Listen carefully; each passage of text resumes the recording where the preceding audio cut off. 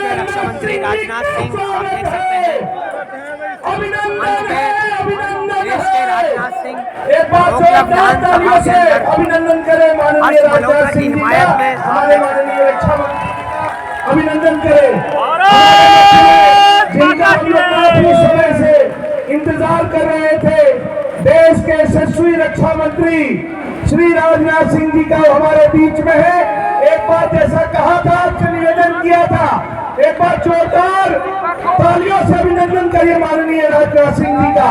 जब तक राजनाथ सिंह खुद ही आपको न मना करें तब तक अभिनंदन होते रहना चाहिए। केंद्रीय रक्षा मंत्री श्री राम मंच में विराजमान ओखला विधानसभा में श्री राम जय माता की भारत माता की माननीय राजनाथ सिंह जिंदाबाद जिंदाबाद जिंदाबाद माननीय राजनाथ सिंह जी जिंदाबाद जिंदाबाद जिंदाबाद श्री नरेंद्र होना चाहिए। तालियों से अभिनंदन होना चाहिए। राजनाथ सिंह का स्वागत करते हुए जिलाध्यक्ष जय श्री राम जय श्री राम। हमारे भारतीय जनता पार्टी के रक्षा मंत्री संघर्ष करो पीओके हमारा है। मेरी आवाज पीछे जा रही है। लोकसभा प्रभारी श्री आप देख सकते हैं देश के रक्षा मंत्री लोकसभा संयोजक श्री महेंद्र राहुलिया जी सभा को संबोधित करते लोकसभा हुए संयोजक श्रीमती लता मंच गुप्ता में जी विराजमान जिलाध्यक्ष मयूर विहार श्री वीरेंद्र दिल्ली के धामा पूर्व विधायक श्री तरविंदर हर्ष सिंह मल्होत्रा मारवा दिल्ली प्रदेश के अध्यक्ष यही केवल हमारे तरविंदर सिंह जी दमदार इस मंच पर दिखाई दे रहे हैं। मौजूद मंच पे विराजमान श्री ब्रह्म सिंह जी निगम पार्षद श्रीमती नीतू मनीष चौधरी निगम पार्षद चर्चा विहार। यहाँ मौजूद मेरे सभी सम्मानित बहनों और भाइयों, लंबे अरसे के बाद इस स्थान पर किसी सार्वजनिक सभा को संबोधित करने के लिए आप लोगों के सामने मैं आया हूँ। मैं चाहता था कि मैं खड़े होकर सीधे बात करूं, लेकिन डॉक्टर्स का कहना है कि कम से कम 7-8 दिन आप खड़े होकर भाषण नहीं करेंगे, इसलिए आज मैं बैठकर आप सबके सामने बोलने की गुस्ताखी कर रहा हूं। आप लोगों ने बहुत ही गर्मजोशी के साथ स्वागत किया है। अभिनंदन और सलाम दुआ कभी एक तरफा नहीं होना चाहिए, इसलिए मैं भी अपनी तरफ से शीश झुकाकर आप सभी बहनों भाइयों का हार्दिक अभिनंदन करता हूँ।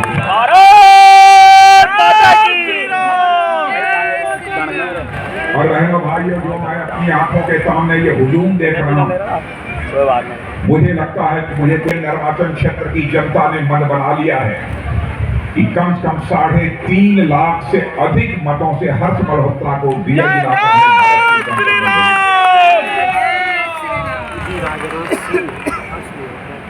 जहां तक दिल्ली का प्रश्न है, मनुष्य के जिंदगी की सबसे बड़ी पूंजी क्या होती है? धन दौलत नहीं होती है। आप देख सकते हैं देश के रक्षा मंत्री राजनाथ सिंह सभा को संबोधित करते हुए ओखला विधानसभा मैं समझता हूँ जिस समय इंसान का के अंदर विशाल जनसभा टूट जाता है लोगों का, उसके ऊपर से कोई उस पर विश्वास नहीं करता है। यह विडंबना है कि यहाँ के मुख्यमंत्री अरविंद केजरीवाल अपने गुरु अन्ना हजारे के भी विश्वास को तोड़ा।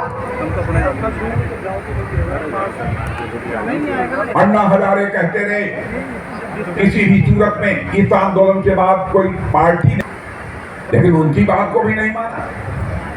और बहनों भाइयों, ऐसे ही कांग्रेस पार्टी ने भी महात्मा गांधी के भरोसे को तोड़ा है। आपने आजाद भारत के इतिहास को पढ़ा होगा तो आपको जानकारी होगी, आजादी मिलने के बाद महात्मा गांधी ने यह कहा था, जिस कांग्रेस नाम से जिस बैनर के तले आजादी की लड़ाई लड़ी गई है, उसमें सभी विचारधारा के लोगों ने मिलजुल कर लड़ाई लड़ी है। आजादी हासिल होने के बाद इस कांग्रेस को भंग कर देना चाहिए और जो अलग पार्टी चलाना चाहते हैं, अलग नाम से कोई पार्टी बनानी चाहिए। कांग्रेस के लोगों ने बापू के भी भरोसे को तोड़ा है। मैं भारतीय जनता पार्टी की तरफ से यकीन दिलाना चाहता हूं बहनों भाइयों, हमारे यहाँ कोई व्यक्ति भरोसा तोड़ सकता है, लेकिन हमारी पार्टी देश की जनता का भरोसा और विश्वास तो सचमुच मैं भी एक राज्य का उत्तर प्रदेश का मुख्यमंत्री कभी कल्पना नहीं करता। जो व्यक्ति कहता था चुनाव लड़ने के पहले मुख्यमंत्री बनूंगा, मैं कोई किसी मुख्यमंत्री आवास पे नहीं रहूंगा, अपने घरों में रहूंगा, इतना बड़ा झूठ बोलने वाला और एक शीश महल तैयार करा दिया। और उस शीश महल में एक बहन के ऊपर जुल्म ढाला गया, लाख घूसों से मारा गया। और जैसा हमारे वीरेंद्र सचदेवा जी बता रहे थे, एक लफ्ज वो व्यक्ति आज तक नहीं बोला। और मैंने देखा उनके जिस निजी सचिव ने उस बहन के ऊपर लाख घूसे चलाए हैं मारे, वहां से कुछ दिनों पहले अरविंद केजरीवाल के साथ हमारे लखनऊ, जहां से मैं चुनाव लड़ता हूं, वहां घूम रहा था। बहनों भाइयों, मनुष्य की जिंदगी में हया, लाज, शर्म, मारपीट के आरोप तो बहुत बड़ा स्थान होता है। बिना लोक लाज के, बिना लोक लाज के न तो परिवार रक्षा मंत्री राजनाथ सिंह, बिना लोक लाज के न समाज चल सकता है, न बिना लोक लाज के लोकतंत्र चल सकता है। के खिलाफ बताते हुए आपको लग रहा होगा महिवाल कि मैं गुस्से में बोल रहा हूँ, बहनों भाइयों, मुझे पीड़ा आम आदमी पार्टी के साथ जिस तरह से अवभर्दा की गई है, भारतीय जनता पार्टी के प्रति वो बताते हुए लंबे समय से इस देश पार्टी के में रक्षा काम कर मंत्री रहा हूं, इसका आपको भरोसा दिलाना चाहता हूं। हमारे यहाँ व्यक्ति कोई महिला के बोल दे, जो कहे वो न करे, यह हो पर अत्याचार, मैं सबकी गारंटी नहीं देता, लेकिन पार्टी ने गृह सचिव से बैठ कर जो फैसला कर दिया, बहनों भाइयों, मैं दावे के साथ कहना खिलाफ चाहता हूं, आरोप लगाते हुए एक इंच भी राजनाथ सिंह नहीं होने वाले। भारत माता के जब तक भारत के अंदर, भारत की संसद की दोनों सदनों में हमारी पार्टी को बहुमत, हमने कहा था जिस दिन भारत की संसद के दोनों शब्दों में हमको स्पष्ट बहुमत मिल जाएगा, धारा 370 जिसके तहत जम्मू कश्मीर को विशेषाधिकार प्राप्त है, हम चुटकी बजाकर उसे समाप्त करेंगे। और आपने देखा कि करके दिखा। हम अपने वादे को कभी भूले नहीं बहनों भाई, बार बार हर चुनाव के घोषणा पत्र में दोहराते। 1984 से हमने कहना शुरू किया, जब तक हमारी सरकार आएगी, ईश्वर की कृपा से ऐसी परिस्थितियां पैदा होंगी देश में, अयोध्या की धरती पर भव्य राम का मंदिर बनकर रहे। विद्वान धर्माचार्य हैं, शायद उनको भी इस बात का एहसास होगा मेरे बहनों भाइयों। रामलला अपनी कोटिया, कुटिया, अपनी झोपड़ी जंगल से निकलकर अब अपने महल में प्रवेश कर चुके हैं। बहनों भाइयों, भारत में राम राज्य का आगाज होकर रहेगा।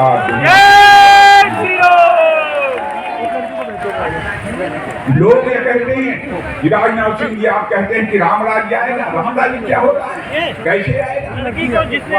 मैंने कहा जितने लोगों के अंदर सेंस ऑफ रेस्पॉन्सिबिलिटी, दायित्व का बोध, अपने कर्तव्य के प्रति जागरूकता जिस दिन पैदा हो जाएगी, उसी दिन मैं मान लूंगा भारत के अंदर राम राज्य आ गया।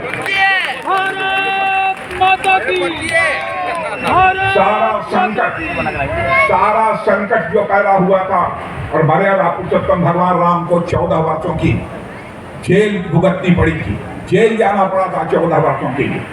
वो कैकेयी के कर्तव्य बोध के कारण नहीं, कोई गलत बात हो उसे अखबार के पन्नों पर लिख दे, मैं उसके लिए सिर झुकाकर क्षमा कर लूंगा, क्योंकि जिंदगी में हमने राजनीति की है तो जनता की आंखों में धूल झोंक कर राजनीति नहीं की है, जनता की आंखों में आंख डालकर राजनीति। भारत माता के राजनाथ जी के साथ जुल्म भी किया जाएगा, हम उसके साथ खड़े रहेंगे, सरकार बने या न बने, भाड़ में जाए, मुझे उसकी चिंता है। भारतीय जनता पार्टी जिंदाबाद। हम राजनीति केवल सरकार बनाने के लिए नहीं करते हैं, हम राजनीति करते हैं तो समाज बनाने के लिए राजनीति करते हैं, देश बनाने के लिए राजनीति करते हैं। आपने देखा कि 3 तलाक के मामले को भी चुटकी बजाकर हम लोगों कई ऐसे सारे मुद्दे जिस और मैं आपका ध्यान आकर्षित कर सकता हूं, नागरिकता कानून। नागरिकता कानून, किताब नागरिकता कानून, ये आपका यहाँ का मुख्यमंत्री जो जेल से सरकार चला रहा है, वो कहता है यहाँ पर सबको ही नागरिकता दे दी जाएगी। तो पता नहीं क्या वो शब्द मुझे याद नहीं है, कुछ बहुत ही गलत शब्द का, क्योंकि मुझे याद नहीं है इसलिए मैं उस शब्द का प्रयोग नहीं करना चाहता। बतलाइए, जिनका धार्मिक उत्पीड़न होता है पाकिस्तान में, बांग्लादेश में, अफगानिस्तान में, यदि वह भारत आना चाहते हैं, क्या उनको भारत की नागरिकता नहीं दी जानी चाहिए? मैं आपसे पूछना चाहिए।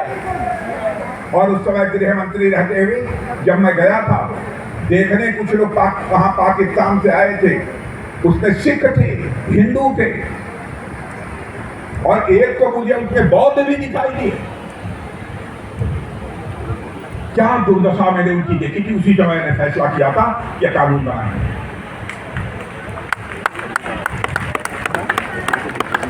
और भाइयों भाइयों, आर्थिक मामलों का जहां तक सवाल है, धन दौलत के मामले में आप अपना सीना ठोक कर कह सकते हैं 2004 से लेकर 2014 तक, जब डॉक्टर मनमोहन सिंह जी भारत के प्रधानमंत्री थे, धन दौलत के मामले में, अर्थव्यवस्था के आकार के मामले में, इकोनॉमी की साइज के मामले में हमारा भारत दुनिया के देशों में 11वें स्थान पर था।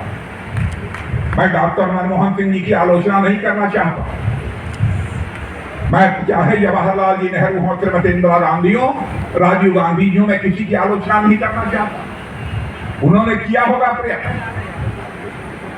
लेकिन 2004 में जो इकोनॉमी की साइज, धन दौलत के मामले में हमारा भारत दुनिया के देशों में 11वें स्थान पर था, वो 2000 करिश्मा किया है आपके प्रधानमंत्री ने, मेरे बहनों भाइयों। 2014 में अर्थव्यवस्था के आकार के मामले में जो हमारा भारत दुनिया के देशों में 11वें स्थान पर खड़ा था, 7-8 वर्षों के अंदर गौरव की अनुभूति होगी आपको। हमारा भारत 11वें स्थान से जंप लेकर, मेरे बहन भाइयों, 5वें स्थान पर खड़ा।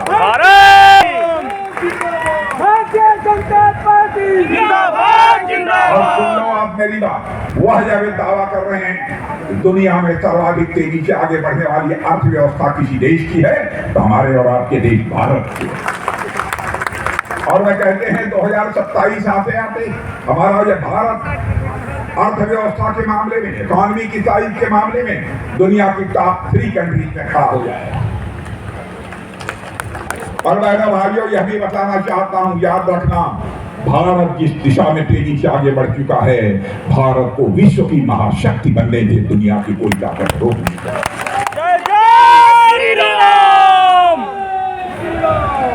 लेकिन हम भारत की विश्व की यदि हम महाशक्ति बनना चाहते हैं, तो दुनिया के किसी देश पर आक्रमण करने के लिए नहीं, दुनिया के किसी देश की जमीन पर कब्जा करने के लिए हम विश्व की महाशक्ति नहीं बनना चाहते हैं।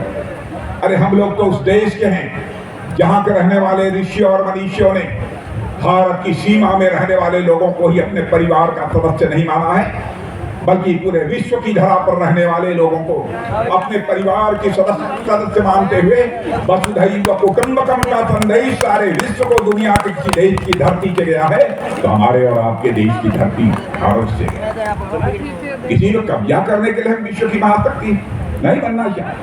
और यह बात मैं नहीं कह रहा हूं, हमारा पड़ोसी पाकिस्तान, वहीं का एक सांसद, नाम है फजलुर रहमान, भारत की संसद में खड़े होकर उन्होंने कहा भारत विश्व की महाशक्ति बनने की ओर तेजी से आगे बढ़ रहा है, लेकिन पाकिस्तान अपने को बर्बादियों से बचाने के लिए दुनिया के सामने हाथ फैलाकर भीख मांग रहा है। यह मैंने नहीं कहा है, पाकिस्तान के ही सांसद फजलुर रहमान ने कहा है। यह है हमारे भारत की। और वहीं पाकिस्तान के एक पूर्व मंत्री राहुल गांधी जी की तारीफ कर रहे हैं, और जिस पूर्व मंत्री फवाद हुसैन, यह नाम है, उन्होंने कहा कि उरी और पुलवामा में जो आतंकवादी वारदात हुई थी उन आतंकवादियों को पाकिस्तान ने भेजा था। और वो यह बताने वाला यह व्यक्ति यहां के राहुल गांधी की तारीफ कर रहा है। Rahul on fire. मैडम भाइयों, अपने कलेजे में हाथ रखकर सोचिए, ये लोग कहां देश को ले जा रहे हैं।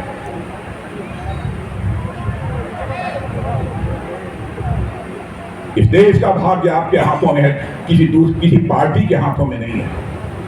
फैसला आपको करना है।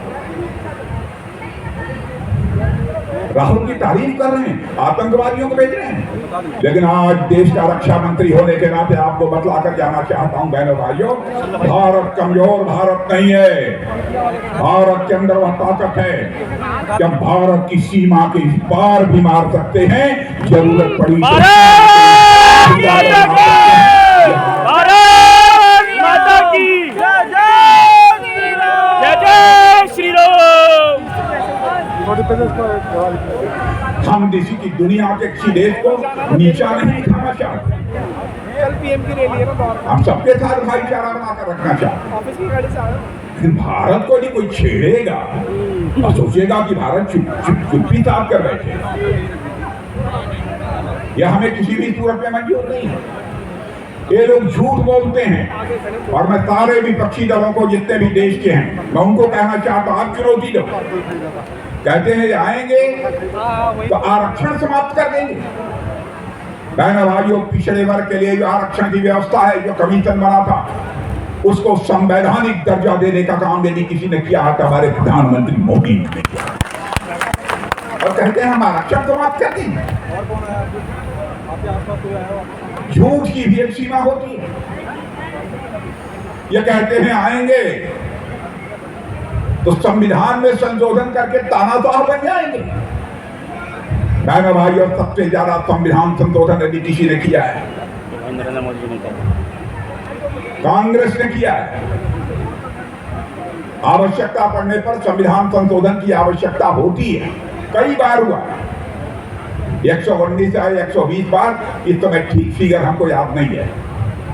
लेकिन संविधान बनाने वाले संविधान सभा के हमारे जितने भी दिग्गज थे, भारत के सारे दिग्गज जिन्होंने की आजादी की लड़ाई में अपना खून बहाया था, पसीना बहाया, उस संविधान सभा के सदस्यों ने कहा था हम यह संविधान देश को समर्पित कर रहे हैं। इस संविधान की प्रस्तावना, प्रियम्बल, आत्मा है इस संविधान की, वह नहीं बदलना चाहिए। लेकिन इमरजेंसी के दौरान लोकतंत्र को समाप्त करके, तानाशाही इंपोज करके, बहनों भाइयों, संविधान की आत्मा, प्रियम्बल जिसे कहते हैं, प्रस्तावना को बदलने का काम किसी ने किया है तो कांग्रेस ने किया है, श्रीमती इंदिरा गांधी। हाँ, कब तक नहीं झूठ बोलते हैं ये लोग। मैं कांग्रेस के दोस्तों से कहना चाहता हूं, कहीं सुन रहे हो, आप सीधे जवाब न दे सकते, मुझे चिट्ठी लिखें, मैं उसका जवाब दूंगा आपको। ये कहते हैं मोदी जी आएंगे तो तानाशाही आ जाएगी।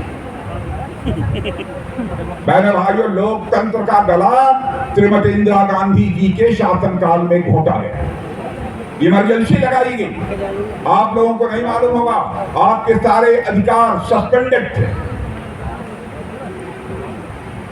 24 साल की हमारी उम्र थी, 24 साल की उम्र में उठाकर मुझे 2.5 महीने की तनहाई दी गई है बहनों भाइयों, इमरजेंसी के खिलाफ जब हम लोगों ने आवाज उठाई। 16 महीने तक कंटन जेल दिल्ली में रखा गया। क्या बात करेंगे? यहां तक कि इनकी तानाशाही देखिए, लोकतंत्र के सारे अधिकारों को, प्राविधानों को समाप्त करके, संवैधानिक प्राविधानों को समाप्त करके ऐसी तानाशाही इन्होंने लागू की थी। मैं जेल में था, डॉक्टर मुरली मनोहर जी जोशी हमारे वरिष्ठ नेता थे, उनके साथ मेरी मां की मृत्यु हो गई, उसके बाद भी इन्होंने विरोध तक की इजाजत नहीं दी। ये कहते हैं मोदी जी आएंगे तो देश के ऊपर तानाशाही थोप देंगे।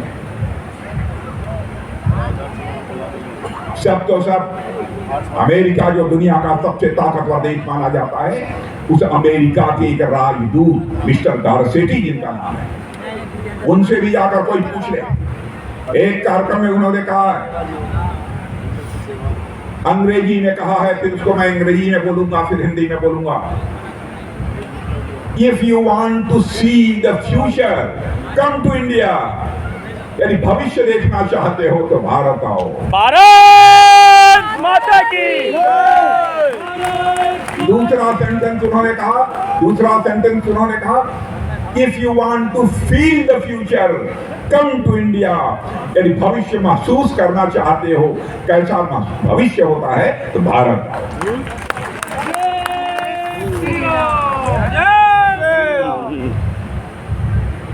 और आगे एक तीसरा सेंटेंस है, if you want to work on future, come to India.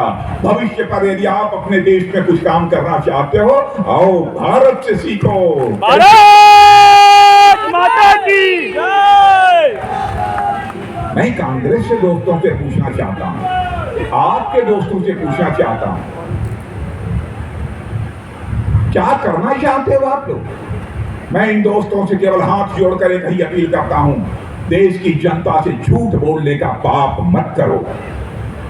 राजनीति आप करो, राजनीति में नीति शब्द है, जहां नीति होती है वहां न्याय होना चाहिए बहनों भाइयों, अन्याय नहीं होना चाहिए। और आप लोगों का मुद्दे नहीं है, कहते हैं मोदी जी जा रहे हैं, मोदी जा रहे हैं। ये अपने लिए, केजरीवाल ने कहा मोदी जी अपने लिए वोट नहीं मांग रहे कि दूसरे को प्रधानमंत्री बना दें। आज मैं भारतीय जनता का वरिष्ठ नेता होने के नाते कहकर जा रहा हूं, हमारे मोदी जी 2024 में भी भारत के प्रधानमंत्री रहेंगे, 2029 में भी। जय श्री राम, जय जय श्री राम। 400 पार, 400 पार, 400 पार। भाइयों कम से कम भगवान से तो डरना चाहिए, परमात्मा से तो डरना चाहिए। जो व्यक्ति देश के लिए हमसे आयु में बड़े हैं एक साल, फिर भी मैं समझता हूं हम चाहकर भी उतना परिश्रम नहीं कर सकते जितना कि हमारे प्रधानमंत्री मोदी।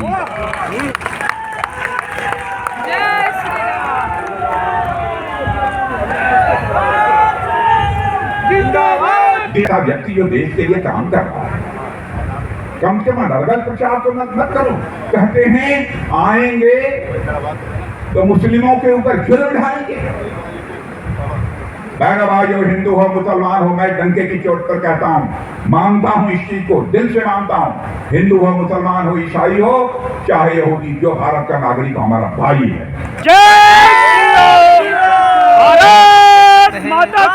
भारतीय जनता पार्टी ने मुस्लिम समाज को भी अपने साथ में अन्य राजनीतिक पार्टियों के कहा कि सबका साथ सबका विकास। सरकार बनेगी, हम आएंगे। धर्म के नाम रक्षा मंत्री राजनाथ सिंह हर समुदाय को भारतीय जनता पार्टी में सम्मान की बात करते हुए, खासकर मुस्लिम की बात करते हुए भारतीय जनता पार्टी में हम जो पिछड़े वर्ग को आरक्षण देते हैं उनमें हमारे गरीब, ये लोग करना क्या चाहते हैं? अनाप शनाप इधर उधर के आरोप झूठे, धर्म के आधार पर आरक्षण ये कर देंगे, वो कर देंगे, क्या क्या कर देंगे, कुछ नहीं करेंगे मेरे भाई। कुछ किया है देश में? मुझे याद है पहले भी मैं विदेशों में जाता रहा हूं, अंतर्राष्ट्रीय मंचों पर मैं बोल चुका हूं, संयुक्त राष्ट्र संघ को भी मैं संबोधित किया, वहां भी मैं बोल चुका हूं। पहले भारत के बोलने का समय आता था, आधा हाल खाली हो जाता था कि भारत बोलने वाला है, गरीब भारत है, कमजोर भारत है। भारत की बातों को जिस गंभीरतापूर्वक लिया जाना चाहिए लोग नहीं लेते। लेकिन आज यदि अंतर्राष्ट्रीय मंचों पर भारत कुछ बोलता है, मेरे बहनों भाइयों, सारी दुनिया कान खोलकर सुनती है, भारत बोलता है। भारत माता की मोदी मोदी मोदी मोदी मोदी मोदी मोदी मोदी। मैं दिल्ली की जनता से अपील करना चाहता हूं, मैं दिल्ली की जनता से, यहाँ की जनता से, जनता से बड़ी पारखी, न्याय और अन्याय के बीच की पारखी यदि मैं समझता हूँ कोई दूसरा व्यक्ति नहीं हो सकता, जनता ही जनाब है। और बहनों भाइयों, हमारे लिए जनता जनार्दन होती है, भगवान होती है, इनके लिए केवल इनका परिवार ही जनार्दन होता है। दोनों के बीच में मोदी है। इसलिए मैं आप सबसे कह रहा, हमारे भारतीय जनता पार्टी के प्रत्याशी हर्ष मल्होत्रा जी बड़े सीधे सज्जन दिखाई दे रहे हैं, भले आदमी है भी, जरूरत नहीं। हमारा सांसद कहता हो हर्ष मल्होत्रा जैसा हो, हमारा सांसद कहता हो हर्ष मल्होत्रा जैसा हो। और ये प्रश्न है केवल हर्ष मल्होत्रा जी का प्रश्न नहीं है, प्रश्न है देश को आगे ले जाने का। जिसके पास भी कमल का चुनाव चिन्ह है, उसी के पक्ष में हमको मत करना है। देखिए, जब हम लोग पहले कहते थे देखो घर में लक्ष्मी जी आती है तो हाथ हिलाते हुए नहीं आए, हम लोगों ने चुनाव चिन्ह भी बहुत सोच समझ कर तय किया था। भारत को एक धनवान भारत बनाना है, भारत गरीब भारत नहीं है। और आपको मैं बता दूं, 25 करोड़ लोगों को गरीबी रेखा के बाहर हमारे प्रधानमंत्री ने निकाला है। मैं नहीं कह रहा हूं, अंतरराष्ट्रीय संस्थाएं कह रही हैं। 25 करोड़ लोगों को गरीबी के बाहर निकाला है, जो आज तक भारत के इतिहास में कभी नहीं निकाला। और सुन लेना मेरी बात, 10 से लेकर 15 वर्षों के अंदर भारत में कोई गरीब नहीं रहेगा मेरे बहनों। भारत माता की। इसलिए आप सब सौभाग्यशाली है, जहाँ प्रत्याशी मिला। और हमारा वीरेंद्र सचदेवा जी, यह भी क्या अध्यक्ष नौजवान अध्यक्ष हमारे दिल्ली प्रदेश में। अध्यक्ष को जय श्री राम को जिता देंगे। हाँ जी, चलें, चलिए बोलिए। एक भी व्यक्ति चुप नहीं रहना चाहिए। प्रश्न भारत माता का है, बोलिए भारत माता की जय, भारत माता की जय। बहुत बहुत धन्यवाद। तो आप देख सकते हैं राजनाथ सिंह ने देश के लिए महाशक्ति की बातें करते हुए, तो आप देख सकते हैं देश के रक्षा मंत्री राजनाथ सिंह मंच पे विराजमान अपने वाणी को समाप्त करते हुए और सभी देश के लोगों को बताते हुए अरे भाई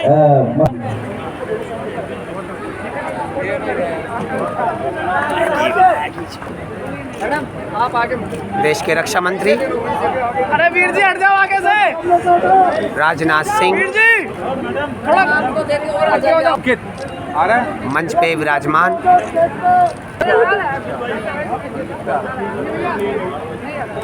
बच्ची के चित्र पर हस्ताक्षर करते हुए खुद अपने स्वयं चित्र पर राजनाथ सिंह देश के रक्षा मंत्री मंच पे विराजमान सभी भारतीय जनता पार्टी प्रदेश अध्यक्ष सचदेवा, निगम पार्षद चौधरी ब्रह्म सिंह,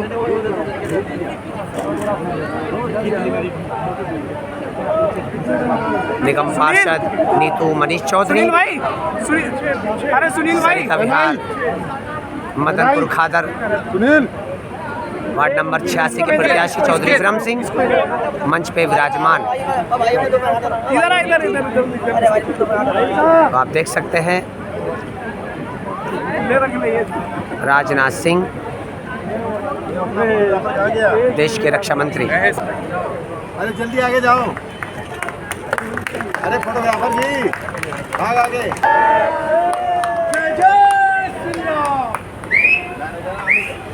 अरे यार आगे भागे भाई, आगे जाओ।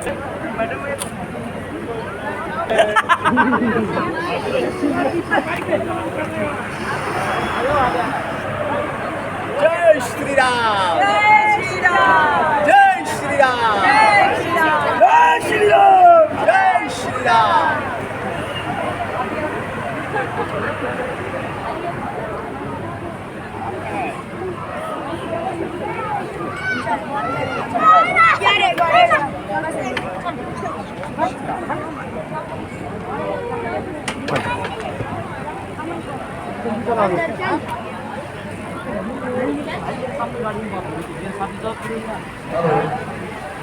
आए हुए सभी प्रबुद्ध जनों का आज की सभा में बहुत बहुत धन्यवाद, आभार। आप सबने आज पूर्वी दिल्ली लोकसभा प्रत्याशी श्रीमान हर्ष मल्होत्रा जी को अपना आशीर्वाद प्रदान किया। और 25 मई को आप सभी से आग्रह है कि पहले मतदान फिर जलपान। आप कमल का बटन दबाकर श्रीमान हर्ष मल्होत्रा जी को भारी बहुमत से विजयी बनाएंगे। आपका बहुत बहुत धन्यवाद। आभार।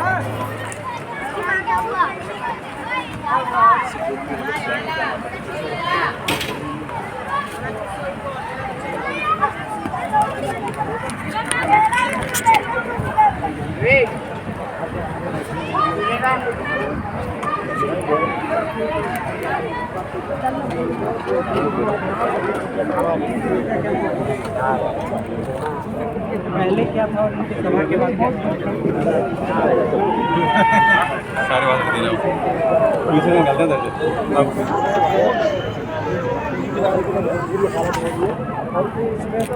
हिंदी को दोबारा में बहुत ज़्यादा काम करा इन्होंने EDC में